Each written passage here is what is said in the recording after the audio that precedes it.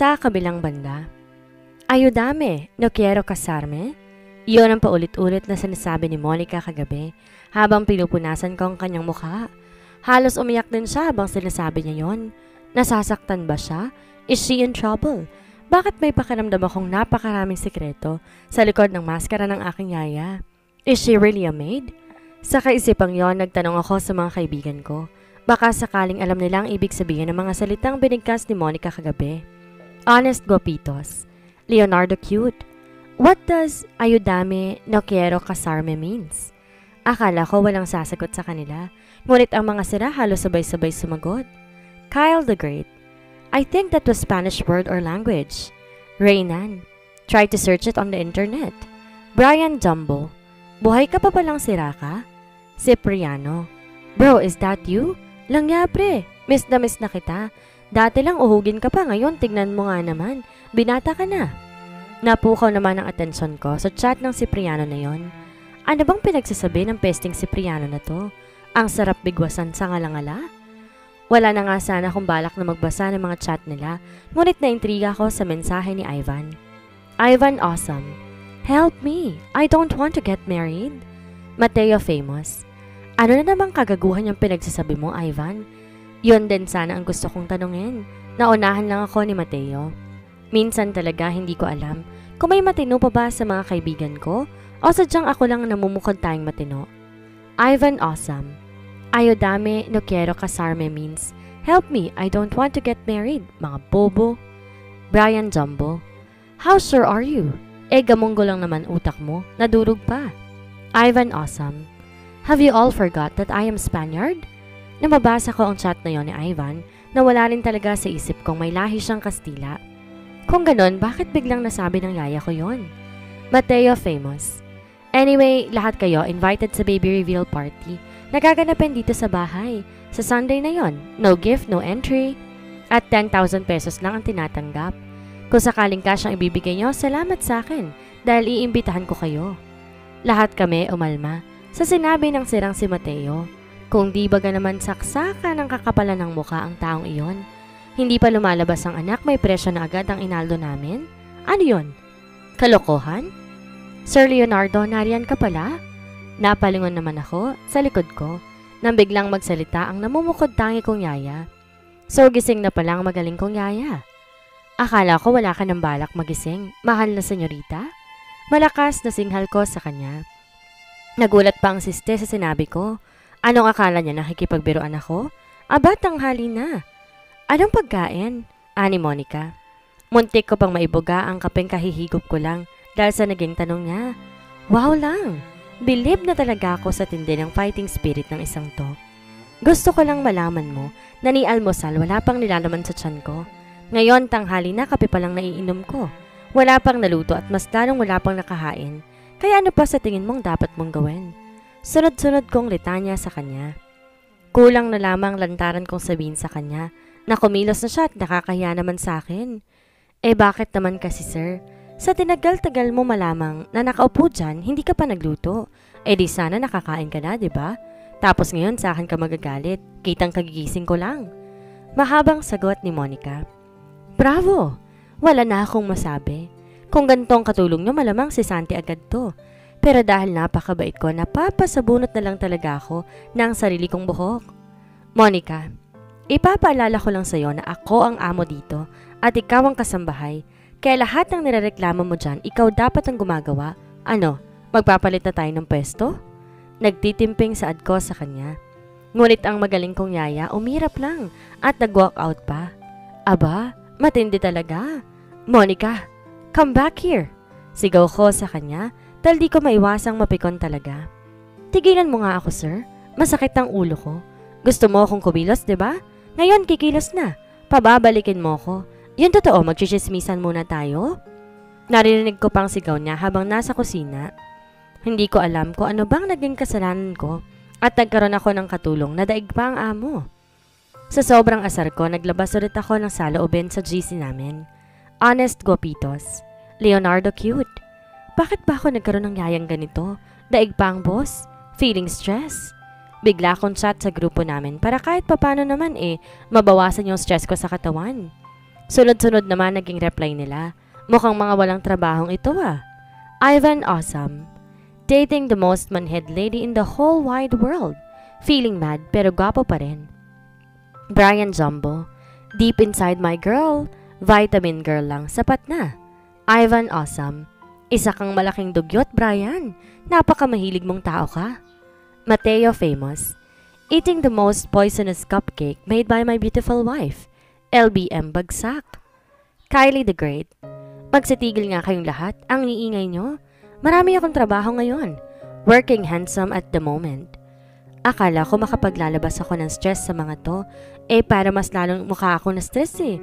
Si Brian lang yata ang hayahayang buhay. Katanghali ang tapat nag-e-enjoy ang peste. Reynan. At the gym with Cipriano. Padagdag abs ang peg mga sis.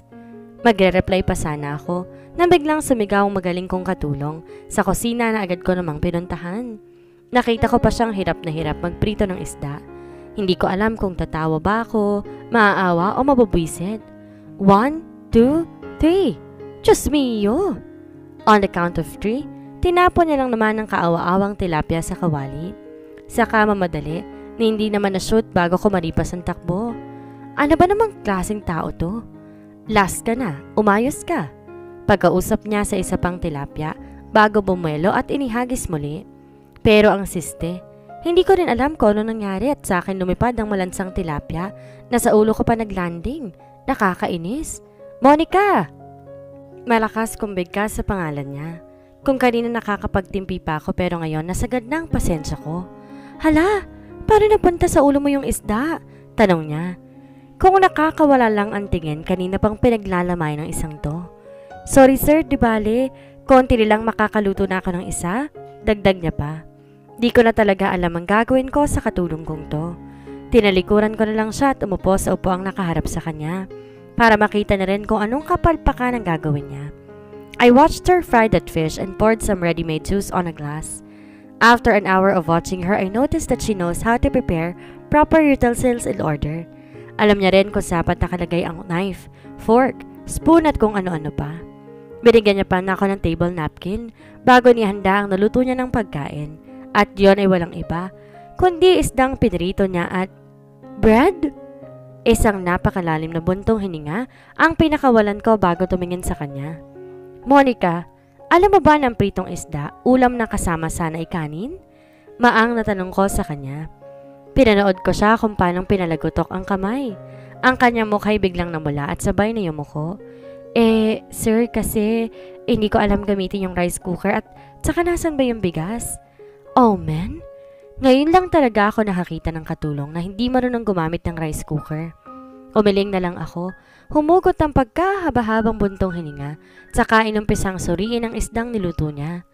Napalunok pa ako na makita kong nanggigitata sa mantika ang tilapia, ang kalahati sunog, habang ang kabila'y papos ang hilaw. Bukod pa ron ang pesting tilapia, may kaliskis pa nga. At nang simulan kong hiyamayin, ang mahabagin. Bukod sa fresh panghasang, kumpleto rin ang large at small intestine, pati na rin ang abdo, balon-balunan, puso. At sige, idamay na rin ang kaluluwa ng pesting tilapia. Monica, saan ka nakakita ng pritong isda na ni kaliskis kumpleto pa? Hindi mo ba lang yata nililisan to? Pagrereklamo ko sa kanya. Sa totoo lang talaga pakiramdam ko, nadagdagan ang edad ko sa magaling kong yaya na to. Sir, hindi pa ba yan linis?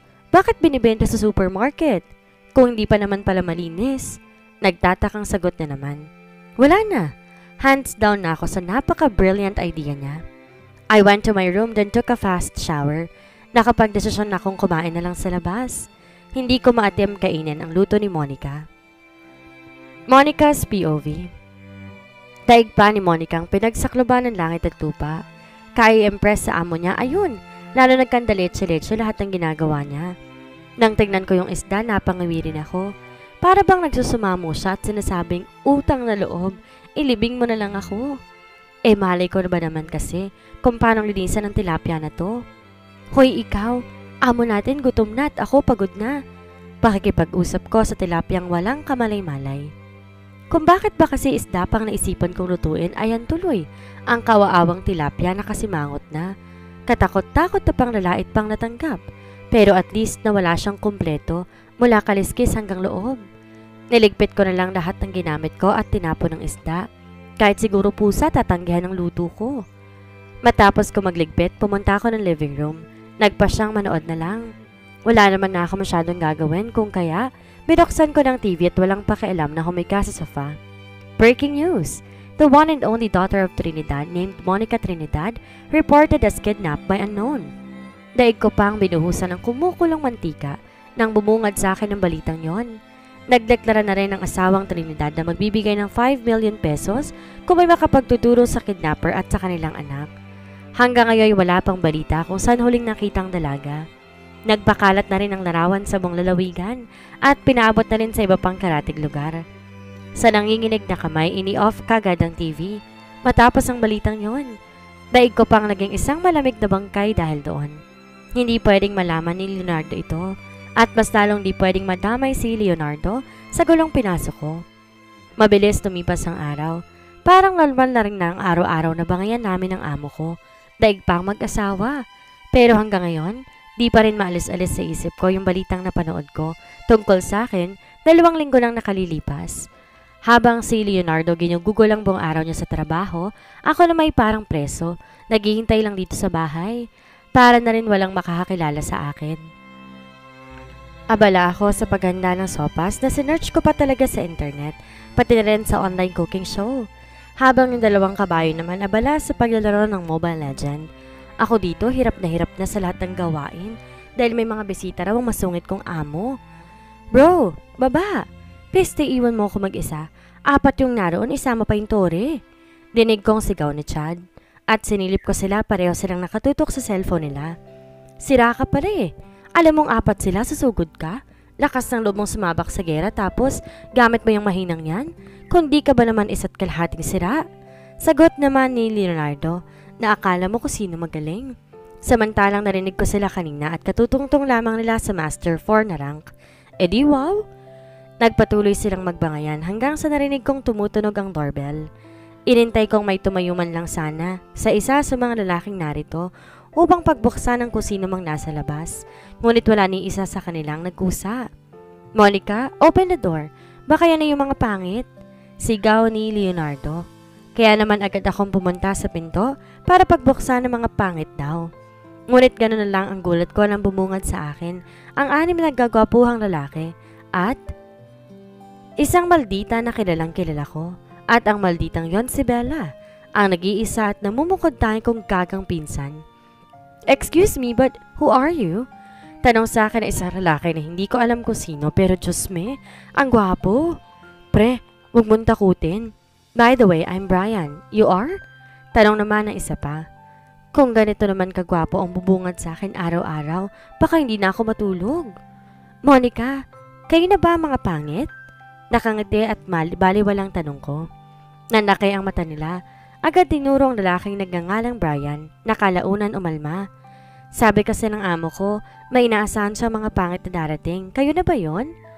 Sa sinabi kong yon, para silang mga kalabaw na handang manuwag at nagunahang magsipasok sa loob habang isinisigaw ang pangalan ni Leonardo.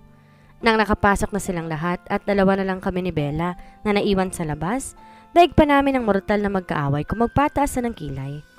Hoy, maharot ka. Bakit puro gwapong anghel ang kasama mo, ha? Oh my, Belle! Magsasalita pa sana ako nang biglang takpan ni Belle ang bibig ko. Sige, subukan mong bigkasin ng buo yung pangalan ko. Bibigwasan ko talaga yung ngalangala mo. Abat ang bruhang Bella na to. Yung ngalangala nga niya kaya ang bigwasan ko ng paulit-ulit. Tinabi ko ang kamay niya at sinaman siya ng tingin. Hoy Bella, hindi porket nagpapanggap akong katulong dito baka umubuso ka. Subukan mo lang malaman mo kung paano masikmuraan sa likod. Matari na buwelta ko sa kanya. Ganyan kami magmahalan ng kaisa-isa kong pinsan. Kung ibang tao siguro makakarinig sa amin, malamang aakalain nila nag-aaway kami. I will behave, okay? Just don't say that worst name of mine, lalo na sa harap ng mga pesting yon. Tinuro niya pa ang mga kalalakihang nagsipasok.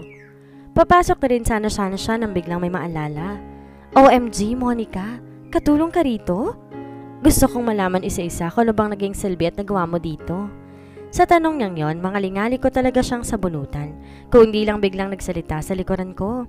Abat ang dalawang Bruhilda, nagsama. How is my best buddy? Musta ang US of A? Tanong ni Chad kay Bella na kinaidap ko. Isa pa tong mokong na to. Di US of A pa rin? Ikaw ba, kailan ka magiging pula? Buwelta na magaling kong pinsan. Kunwari pa ang peste, pero alta namang kinlig ang taas ng binti niya eh. Kung balak ninyong magchismisan, go ahead. Pero yung sikreto natin, huwag ninyong kalilimutan. Pag-uuntugin ko kayong dalawa.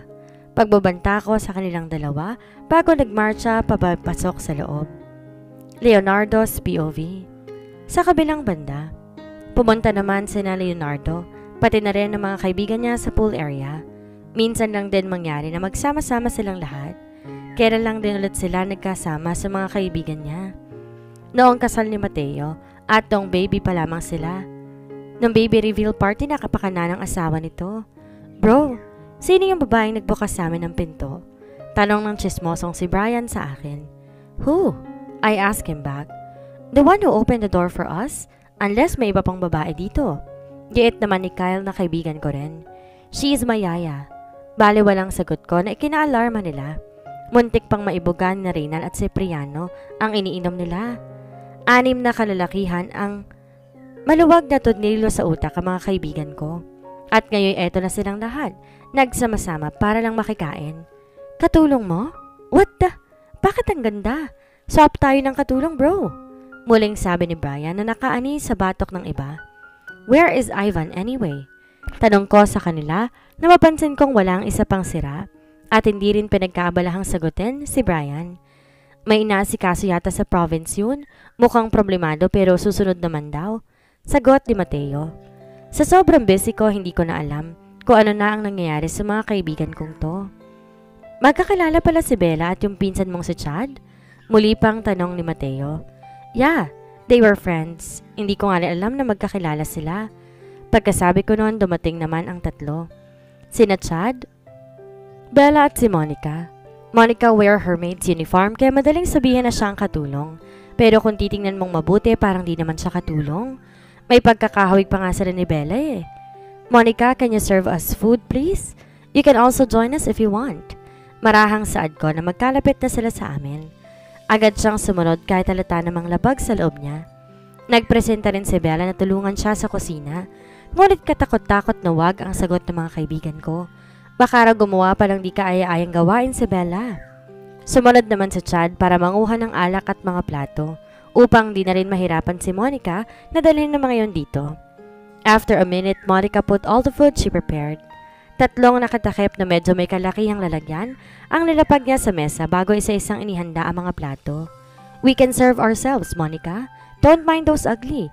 May kamay ang mga yan. Pabayaan mo silang manguha ng pagkain nila. Mariing saad ni Bella at inila si Monica para maupo sa tabi niya. Kyle opened the bigger size container to get some food. Only to stop when we saw a container full of red petals of rose? What's this? Tanong ni Kyle kay Monica. At parang proud na proud pa si Monica na ipaliwanag niya ang kanyang inihanda. Sopas sir, napanood ko yan sa internet. Masarap at good yan for the health. Nakangiting sagot ni Monica kay Kyle. Hindi ko alam kung ako lang ba o pati mga kaibigan ko'y napahugot ng napakalalim na buntong hininga. Ngunit kahit isa sa kanila walang nagkomento ng di maganda. Dahil na rin siguro nasa harap namin si Monica at para di rin sumama ang loob niya.